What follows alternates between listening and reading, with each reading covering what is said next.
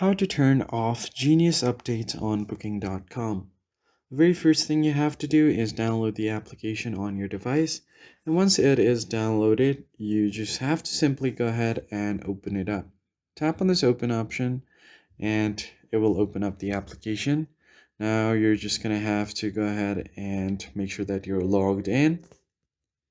And then what you're going to do next is simply go ahead and then tap on My Account at the bottom right.